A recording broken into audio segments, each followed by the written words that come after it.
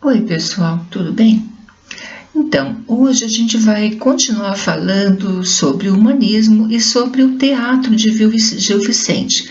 A semana passada eu deixei algumas peças, né, que são os autos do Gil Vicente. Deixei com vocês o Alto da Barca do Inferno, que ela é muito famosa, né, e muito interessante também. E hoje eu vou deixar, a gente vai falar um pouquinho sobre uma farsa, né, a farsa de Inês Pereira, ok? Os autos eram peças teatrais um pouco mais complexas, tinha mais de um ato, né? E elas eram de cunho religioso e moralizante, ou seja, essas peças eram usadas para educar o povo que assistia, para dar uma noção da fé cristã, ok? Como o Alto da Barca do Inferno, que vocês viram a semana passada, né? As farsas, elas já são peças cômicas, mais curtas, tem só um ato, e tem menos personagens, né? E representava mais o cotidiano daquela vida, né? Daquela época do início do modernismo, ok? Então já o longe, né? Já se distanciando da vida medieval. Gil Vicente, ele era um cara assim genial, né? Um dramaturgo, quando ele já era um dramaturgo experiente, já famoso, né?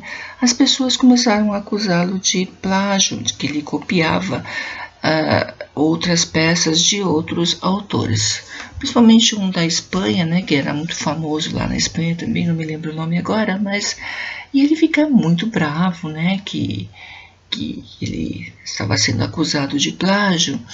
Então ele diz assim: bom, quem estiver falando isso, não me dê um mote, e em cima desse mote eu vou escrever uma peça.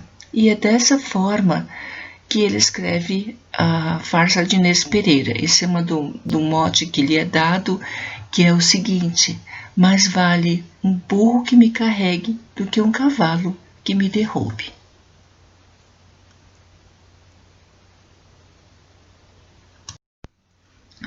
E aí ele escreveu a farsa de Inês Pereira, ok? Então aqui eu tenho uma imagem da peça que ela é amplamente assim encenada por estudantes, por grupos de teatro até hoje, tá?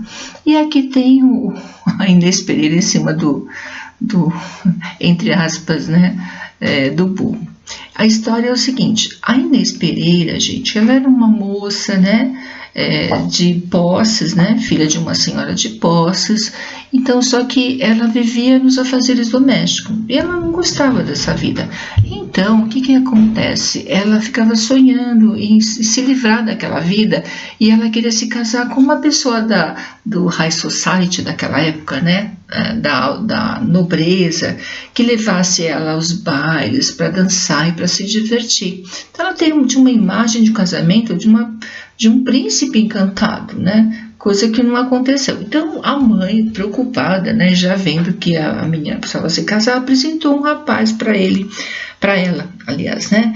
E ele era um filho de um, né, de uma como de um agricultor, né? Então ele não tinha assim, não era uma pessoa bonita, né? Nem era uma pessoa, né, assim que, né, da alta roda. Ele era uma pessoa grotesca, mas uma pessoa, né, assim simples, muito boa, que a Inês Pereira dispensou logo de cara.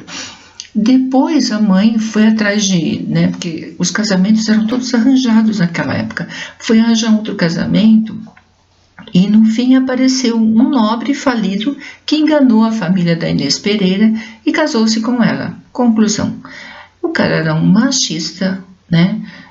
Austero, não deixava ela sair, não levava ela para passear. Ela continuou tendo uma vida que ela tinha antes como filha, agora como esposa, bem pior do que antes.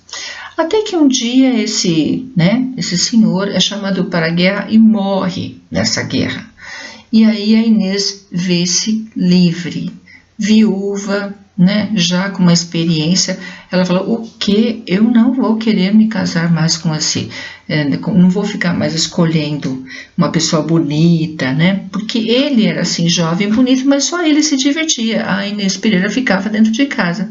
Aí o que ela faz? Ela se casa com o primeiro pretendente, né? E ela vai fazer o que ela que bem entender da vida dela.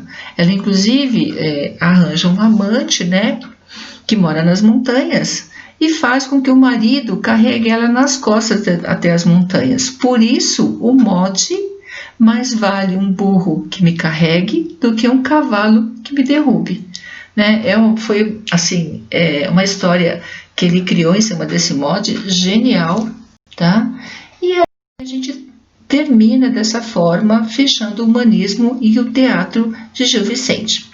Eu deixo para vocês também uma atividade aqui, né? Atividade 3, que quem conseguir responder sempre ganha uns pontinhos na média, ok? E a pergunta é o seguinte: o que você entende por arte dramática? Eu costumo colocar as respostas no ensino fundamental, tá? Aí você tem que dar uma pesquisadinha, o que você entende por arte dramática, né? O que você já assistiu uma peça de teatro, né? Se sim ou não, se você gostou ou não, tá? Você acredita que a peça A Farsa de Inês Pereira ainda é atual? E por quê? A resposta é livre, ok? Faça e me envie pelo WhatsApp ou por e-mail, tá? Para que eu possa fazer a pontuação adequada. Então, até mais, pessoal.